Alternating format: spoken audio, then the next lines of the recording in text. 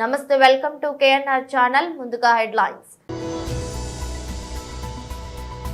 Narasaraopet jail వద్ద మాజీ మంత్రి విడతల రజని ప్రెస్ మీట్.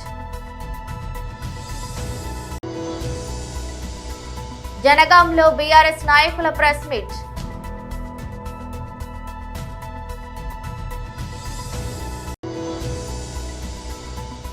ఇంటింటికి మహిళా పారిశ్రామికవేత్తలు సాధ్యమే, సీఎం చంద్రబాబు నాయుడు.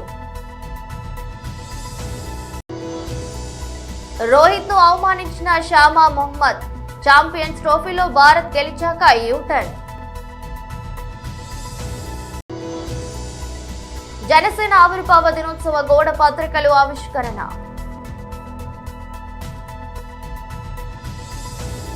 నర్సరావుపేట జైలు వద్ద మాజీ మంత్రి విడతల రజని ప్రెస్ మీట్ నిర్వహించారు. 9 నెలలు కూటమి ప్రభుత్వం అధికారంలోకి వచ్చి ఈ 9 నెలల కాలంలో సూపర్ 6 లేదు, 7 లేదు, ఏం లేదు. అబద్ధపు హామీలు చెప్పి అధికారంలోకి వచ్చి ఏంటయా 9 నెలల నుంచి కూడా చూస్తున్నాము, ఒకటి కూడా నెరవేర్చట్లేదు, మీరు చెప్పిన హామీలన్నీ కూడా ప్రస్తావనే చేయట్లేదు అని ఎవరైనా ప్రశ్నిస్తే ఏం సాకులు చెప్తున్నారు? ఇదంతా వాళ్ళు ఈరోజు అధికారంలో ఉండి కూడా చేయకపోవడానికి కారణం, చేయలేకపోతున్నందుకు కారణం మా నాయకుడు జగన్మోహన్ రెడ్డి గారని సాకులు చెప్తూ కాలయాపన చేస్తున్నటువంటి విషయం మీ అందరికీ తెలుసు. అలాగే ఇది ఏంటి అని ప్రశ్నిస్తే ఏ విధంగా అక్రమ కేసులు కట్టి అక్రమ అరెస్టులు చేసి ఏ విధంగా జైలు పాలు చేస్తున్నారో మనం చూస్తున్నాం. ఈరోజు మా చిలకలూరుపేట నియోజకవర్గానికి సంబంధించినటువంటి YSR Congress party social media activist అయినటువంటి దళిత ముద్దుబిడ్డ మా రాకేష్ని ఏ విధంగా అక్రమ కేసులు పెట్టి జైలుకి ఈడ్చారు అనేది మీరు చూస్తూ ఉన్నారు. దాని గురించి నేను వివరంగా చెప్తా. రాకేష్ని వారి కుటుంబ సభ్యులతో పాటు మా నియోజకవర్గ సభ్యులందరూ కూడా ఈ రోజున పరామర్శించడానికి రావడం జరిగింది. రాకేష్కి ధైర్యం కూడా చెప్పడం జరిగింది. ఒక్కసారి మనం ఏ విధంగా కూటమి ప్రభుత్వం వచ్చాక చక్కటి అందమైన కట్టుకథల్ని ఏ విధంగా అల్లి అక్రమ కేసులు పెట్టి జైళ్ల పాలు చేస్తున్నారని చూస్తే ఈ రాష్ట్రంలోనే ఈ రాకేష్ అరెస్ట్ కానీ రాకేష్ని జైల్లో పెట్టడం అనేది ఒక కేస్ స్టడీ అనేది మనం చూడొచ్చు. ఎందుకంటే దీని గురించి మీకు ఇన్ షార్ట్ నేను చెప్తాను. ఇక్కడ భాష అనే అతనితో ఎమ్మెల్యే పత్తిపాటి పుల్లారావు ఒక కంప్లైంట్ ఇప్పిస్తాడు. ఎమ్మెల్యే పుల్లారావు డైరెక్షన్లో కంప్లైంట్ ఏమని ఇప్పిస్తారంటే 6/3/2025 అంటే 6th మార్చ్న రాత్రి సుమారు 9 గంటల సమయంలో ఈ భాష జనగాంలో బీఆర్ఎస్ నాయకుల ప్రెస్ మీట్ నిర్వహించారు. ఇవాళ రేవంత్ రెడ్డి పరిస్థితి ఎట్లుందంటే ఎండలు మరి పోయిన సంవత్సరం కొట్టలేదా? కేసీఆర్ గారు ముఖ్యమంత్రి ఉన్నప్పుడు ఎండలు కొట్టలేదా? అప్పుడు ఎందుకు ఎండలేదు పంటలు? ఇప్పుడే ఎందుకు ఎండుతున్నాయి? ఎండలు ఎప్పుడు కొడతాయి. కేసీఆర్ ఉన్నప్పుడు కొట్టినాయి, ఇప్పుడు కూడా కొడుతున్నాయి. మరి ఆనాడు కేసీఆర్ గారు ఉన్నప్పుడు ఎండలు కొట్టినా మండు టెండల్లో వాగుల్లో వంకల్లో చెక్ డ్యాములు మత్తళ్ళు దుంకినాయి, చెరువులు అలుగులు దుంకినాయి. కనుక ఏ రోజు కూడా ఒక్క ఎకరా కూడా పంట ఎండకుండా కేసీఆర్ గారి పాలనలో పంట పండింది. అంటే రేవంత్ రెడ్డి గారు పాలన చేతగాక ప్రకృతిపై నిందలు వేస్తున్నాడు, ప్రతిపక్షాల మీద నిందలు వేసి తప్పించుకోవాలనుకుంటున్నాడు. ఇది కాలం తెచ్చిన కరువు కాదు, రేవంత్ రెడ్డి తెచ్చిన కరువు. ఎందుకు ఈ మాట నేను అంటున్నా? దేవాదులలో ఓఎండ్ఎం కాంట్రాక్టర్కు 7 కోట్ల రూపాయల బిల్లు ఇవ్వకపోవడం వల్ల 33 రోజులు పంపులు మోటార్లు ఆన్ చేయలేదు. 33 రోజులు ఒకవేళ పంపులు మోటార్లు ఆన్ చేసి మన రిజర్వాయర్లన్నీ నింపి పెట్టుకుంటే ఇవాళ ఈ కరువు వస్తుండేనా? రేవంత్ రెడ్డి తన చేతగాంతనాన్ని తన తప్పిదాన్ని తప్పించుకోవడానికి హరీష్ రావు గారి మీదనో కేటీఆర్ గారి మీద నిందలేసుడో, ఎండల మీద కాలం ప్రకృతి మీద నిందలు వేసో నెపాలు పెట్టి తప్పించుకోవాలని చూస్తున్నాడు. నువ్వు తప్పించుకుంటే తప్పించుకోలేవు రేవంత్ రెడ్డి. ప్రజలకు తెలుసు కదా, ఏమన్నా మేము అడ్డం నిలబడ్డామా? నీళ్ళు ఇయ్యకు వద్దు రేవంత్ రెడ్డి అని మోటార్లకు అడ్డం హరీష్ రావు గారు బీఆర్ఎస్ నాయకులు నిలబడ్డారా? ఇది నీ చేతగాంతనం. నీ పాలన ఎట్లా ఉందంటే 20% కమిషన్. మొన్న ఎక్కడో రేవంత్ రెడ్డి నాదంటే 2020 మ్యాచ్ అన్నాడు. అవును, నీది 2020 మ్యాచే.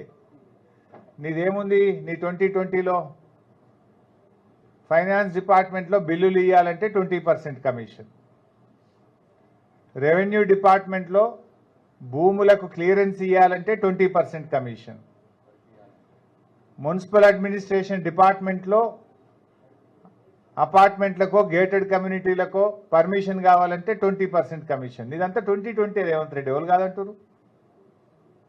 నీకు 2020 మీద ఉన్న ప్రేమ రైతులకు నీళ్లు ఇవ్వడం మీద లేకపోవడం వల్లనే ఇలా వరంగల్ జిల్లాలో పంటలు ఎండుతా ఉన్నాయి. ఈ పంటలు ఎండడానికి కేవలం కాంగ్రెస్ ప్రభుత్వ వైఫల్యం. ఇదేదో ప్రకృతి వైపరీత్యం కాదు, ఇది కాంగ్రెస్ ప్రభుత్వ వైఫల్యం. ఇది ముమ్మాటికి రేవంత్ రెడ్డి ప్రభుత్వ వైఫల్యం. ప్రకృతి ఈసారి కనికరించింది. పోయినసారి కంటే ఈసారి కాలం మంచిగైంది. వర్షాలు బాగుపడ్డాయి. కృష్ణా నదిలో వేలాది టీఎంసీల నీళ్లు సముద్రంలో కలిసినాయి. గోదావరిలో ఇంటింటికి మహిళా పారిశ్రామికవేత్తలు సాధ్యమే, సీఎం చంద్రబాబు నాయుడు సూచించారు. నా పేరు పరిమళ సుహాసిని. మాది నాగులపులపాడు మండలం తిమ్మసముద్రం గ్రామం నుండి వచ్చాను సార్. నాకు ఒక చిన్న క్వశ్చన్ సార్. పెద్ద క్వశ్చన్ అడుగమ్మా. సార్ ఓపుకుంటే పెద్ద క్వశ్చన్ అడుగు, పర్వాలేదు. తప్పకుండా సార్. ఇంటికి ఒక పారిశ్రామికవేత్తగా అనేది మన కల అయినప్పుడు అది ఎలా నిజం చేస్తారు సార్? మహిళా ఎంటర్ప్రైనర్ని తయారు చేయాలనేది మీ సంకల్పం అయినప్పుడు ఇప్పుడున్న పరిస్థితుల రీత్యా రాష్ట్రంలో పెట్టుబడిదారులు ఎలా వస్తాయి సార్? అంటే బీపీఎల్ కుటుంబాల్లో కూడా ఎంటర్ప్రైనర్ని మీరు తయారు చేస్తారని అంటున్నారు కదా సార్. మీరు చెప్పింది, మీరందరూ కూడా సంకల్పం అనేది చాలా ఇంపార్టెంట్ అమ్మా. ఏ వ్యక్తి కూడా పుట్టుకతోనే పెద్ద వ్యక్తిగా పుట్టడు. ప్రతి ఒక్క వ్యక్తి కూడా ఒక సంకల్పం ఉంటే ఆ సంకల్పాన్ని సాధించడం పెద్ద కష్టం కాదు.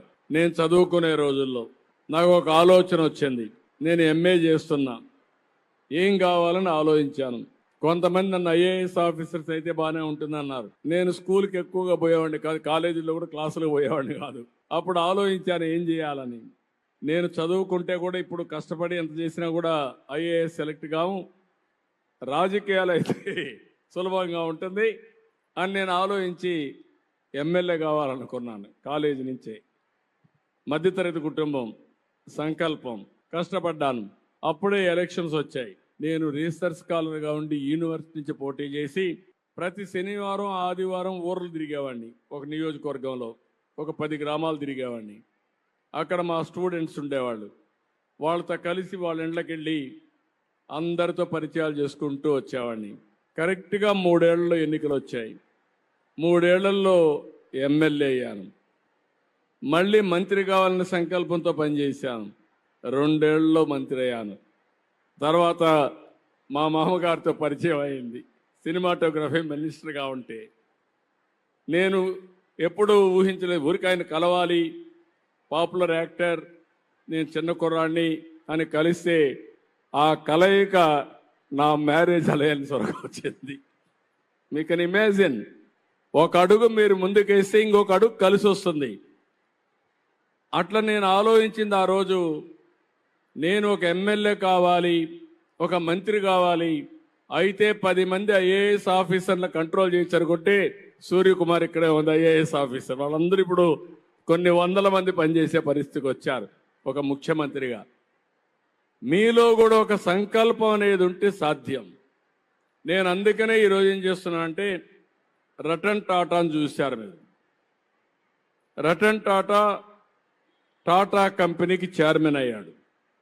అయిన తర్వాత ఆయన అంచెలంచెలుగా ఆ కంపెనీని ఉన్నత స్థాయికి తీసుకెళ్ళాడు, ఆకాశాన్ని తీసుకెళ్ళాడు. ఒకే వ్యక్తి, ఒకే పాలసీ, బ్రహ్మాండంగా పనిచేయగలిగాడు. ఈరోజు మీరు చూడండి, సమాజంలో మీకు తెలిసిన వ్యక్తులు కూడా దుబాయ్లో జరిగిన ఛాంపియన్స్ ట్రోఫీ 2025 ఫైనల్లో న్యూజిలాండ్ను ఓడించి భారత్ విజయం సాధించడంతో కాంగ్రెస్ నాయకురాలు షామా మహమ్మద్ భారత జట్టును ప్రశంసలతో ముంచెత్తారు. దుబాయ్ అంతర్జాతీయ క్రికెట్ స్టేడియంలో జరిగిన మ్యాచ్లో భారత్ 4 వికెట్లు కోల్పోయి 252 పరుగుల లక్ష్యాన్ని ఛేదించింది. గతంలో రోహిత్ శర్మ నాయకత్వం, శారీరక సామర్థ్యంపై విమర్శలు చేసిన షామా మహమ్మద్ ఈ గెలుపు తర్వాత రోహిత్ ను పొగడ్తలతో నింపడం విశేషం. రోహిత్ శర్మ 76 పరుగులతో అద్భుతమైన ఆట తీరు కనబరిచి జట్టును ముందు నుండి నడిపించారని, శ్రేయస్ అయ్యర్, కేఎల్ రాహుల్ కీలక ఇన్నింగ్స్ లో ఆడారని ఆమె కొనియాడారు. అంతకుముందు ఛాంపియన్స్ ట్రోఫీ 2025 సెమీఫైనల్స్ లో రోహిత్ శర్మ ఫిట్నెస్ పై షామా చేసిన వ్యాఖ్యలు తీవ్ర దుమారం రేపాయి. రోహిత్ శర్మ ఫిట్ గా లేడని చేసిన ట్వీట్ పై విమర్శలు రావడంతో ఆమె దానిని తొలగించారు. అంతేకాకుండా గతంలో రోహిత్ ను సాధారణ కెప్టెన్ గా అభివర్ణించారు. ఫైనల్ రోహిత్ శర్మ తన బ్యాట్ తో రాణించి 76 పరుగులు చేసే జట్టుకు మంచి ఆరంభాన్నిచ్చాడు. తన ఫిట్నెస్, రిటైర్మెంట్ గురించి వస్తున్న ఊహాగానాలకు బదులివ్వకుండానే ప్రత్యర్థి బౌలర్లను సమర్థవంతంగా ఎదుర్కొన్నారు. పాకిస్తాన్, యుఏఈలలో జరిగిన ఈ టోర్నమెంట్ లో భారత్ ప్రపంచ నంబర్ 1 డే జట్టుగా నిలిచింది. నెల్లూరు జిల్లా సంగం గ్రామ బస్టాండ్ సెంటర్లో సోమవారం నియోజకవర్గ ఇన్ఛార్జి నల్లశెట్టి శ్రీధర్ సూచనల మేరకు మావిళ్ల ఆనందరావు, తోటా భాస్కర్, గుమ్మాలపాటి మదన ఆధ్వర్యంలో గోడ పత్రికలను ఆవిష్కరించారు. ఈ నెల 14వ తేదీన పార్టీ ఆవిర్భావ దినోత్సవం కాగా నిర్వహించే కార్యక్రమాలపై చర్చించారు. వారు మాట్లాడుతూ జనసేన పార్టీ గత 13 సంవత్సరాల నుండి దశాబ్ద కాలంలో ఎన్నో పోరాటాలు, ఒడిదుడుకులు, అవమానాల తర్వాత కూటమి అధికార భాగస్వామ్యంతో పండుగ వాతావరణంలో జనసేన పార్టీ ఆవిర్భావ దినోత్సవాన్ని ఘనంగా నిర్వహిస్తున్నామని తెలిపారు. పిఠాపురం నియోజకవర్గంలోని చిత్రాడ గ్రామంలో జరుగు జనసేన పార్టీ ఆవిర్భావ సభకు ఆత్మకూరు నియోజకవర్గ సంఘం మండలి జనసేన పార్టీ నాయకులు, వీర మహిళలు తరలి రావాలని పిలుపునిచ్చారు. కార్యక్రమంలో సంఘం మండల జనసేన పార్టీ నాయకులు, అభిమానం కార్యకర్తలు తదితరులు పాల్గొన్నారు.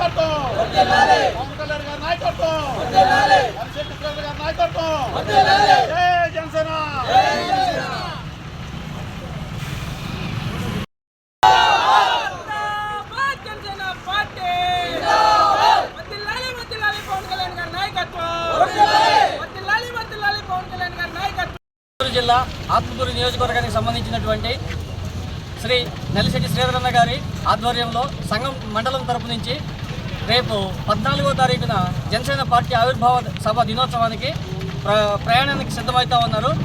సో ఆ కారణంగా ఈరోజు సంఘం మండలం నుంచి జన సైనికులు, వీర మహిళలు అందరూ పాల్గొని ఈ సభని విజయవంతం చేయవలసిందిగా కోరుచున్నాం.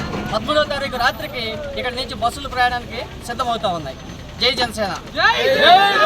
సూర్యాపేట జిల్లా మునగాల మండలం నేలమర్రి గ్రామంలో రైతు వినూత్న నిరసన. ఎస్ఆర్ఎస్పీ కాలువ కింద వేసిన వరి పంట ఎండిపోతుండటంతో మోటార్ సైకిల్ తో పంటను తొక్కిస్తున్న రైతు పొట్ట దశకు వచ్చిన వరి పంట నీరు లేక ఎండిపోవడంతో కన్నీరు మున్నీరైన రైతు సుందరయ్య ప్రభుత్వం వెంటనే నష్టపరిహారం చెల్లించి ఆదుకోవాలని రైతు ఆవేదన వ్యక్తం. ఒక్కరోజు వదిలినా కూడా శ్రీరామ్ సాగర్ నీళ్లు బోర్లు అంతో ఇంతో ఉక్కేది. గన్నో నీళ్లు పోసినా కూడా ఈ పొలాలు బయటపడే అవకాశం ఉండే. ఆ నీరు లేక కూడా ఇలా పొలాలు ఎండబెట్టుకొని ఈ పొలం కూడా కౌలు తీసుకున్న పొలం మొత్తం పొలం 7 ఎకరాలు చేసిన 7 ఎకరాలకు 6 ఎకరాలు కూడా పొలం గొర్రెలకి ఇవ్వాల్సిన పరిస్థితి ఏర్పడ్డది. దీన్ని దృష్టిలో పెట్టుకొని రానున్న రోజుల్లోనైనా మునగాల మండలాన్ని కాపాడుతారని గౌరవ మంత్రివర్యులు నీటిపారుదల శాఖ మంత్రి ఉత్తమ్ కుమార్ రెడ్డి గారికి మరీ ప్రార్థిస్తూ ఉన్నాం. ఇంకోసారి పరిస్థితి రాకుండా చూసుకోవాల్సిన బాధ్యత కూడా మీ పద్మావతి గారు ఉత్తమ్ కుమార్ రెడ్డి గారి మీద ఈ బాధ్యత ఉన్నది. కాబట్టి సొంత నియోజకవర్గాలు అవి కూడా ఇలాంటి పరిస్థితి రావడం అనేది చాలా బాధాకరం. దీన్ని దృష్టిలో పెట్టుకొని ఈ నేలమరి గ్రామ ప్రజలను, మునగాల మండలంలో ఉన్నటువంటి రైతులందరినీ కాపాడే బాధ్యత మీ మీద ఉందని ఈ సందర్భంగా మీకు విన్నపిస్తూ ఉన్నాం. రానున్న రోజుల్లో ఇటువంటి పరిస్థితి రాకుండా చూసుకోవాలని మీకు మరీ రైతు వారిగా తెలియజేస్తూ ఉన్నాం. నా పేరు బట్టుపల్లి సుందరయ్య, మాది మునగాల మండలం నేలమరి గ్రామం, కోదాడ నియోజకవర్గం. ఇది అందరూ కూడా చూసి ఈ బాధని అందరికి షేర్ చేయండి అని కోరుకుంటున్నాం. రేణిగుంట మండలం నుండి బీజేపీలో చేరిన మహిళా జ్యోతి సేవా సమైక్య అధ్యక్షురాలు భారతి కార్యక్రమంలో భాగంగా జిల్లా అధ్యక్షులు సామంచి శ్రీనివాస్, డివి రమణ మరియు భారతి గారు తన అనుచరులు సుమారు 50 మందిని బీజేపీ కండువా కప్పి పార్టీలోకి ఆహ్వానించారు. కార్యక్రమంలో భాగంగా సామంచి శ్రీనివాస్ గారు మాట్లాడుతూ అంతర్జాతీయ మహిళా దినోత్సవ సందర్భంగా భారీ సంఖ్యలో మహిళలు పార్టీలో చేరడం చాలా సంతోషంగా ఉందని, ముఖ్యంగా ప్రభుత్వ పథకాలను ప్రజలకు చేరవేసేందుకు ప్రతి ఒక్క కార్యకర్త పనిచేయాలని సందర్భంగా తెలిపారు.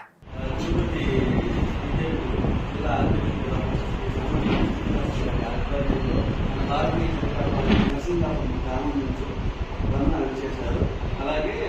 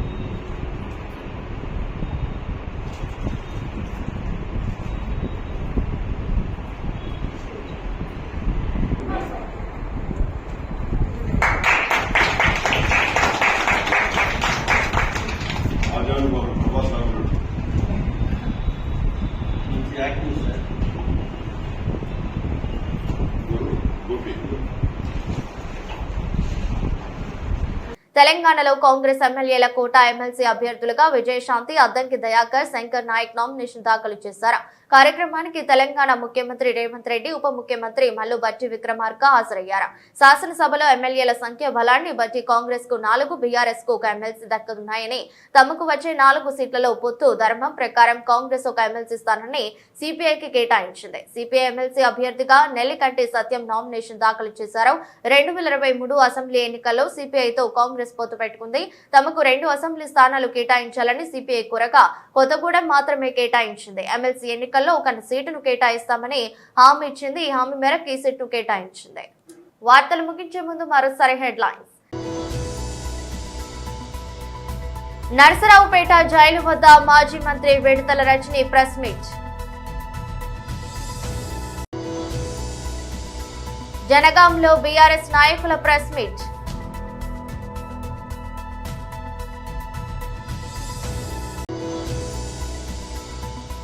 ఇంటింటికి మహిళా పారిశ్రామికవేత్తలు సాధ్యమే, సీఎం చంద్రబాబు నాయుడు.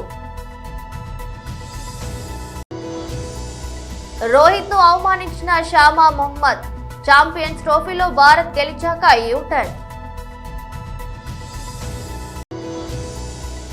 జనసేన ఆవిర్భావ దినోత్సవ గోడ పత్రికలు ఆవిష్కరణ.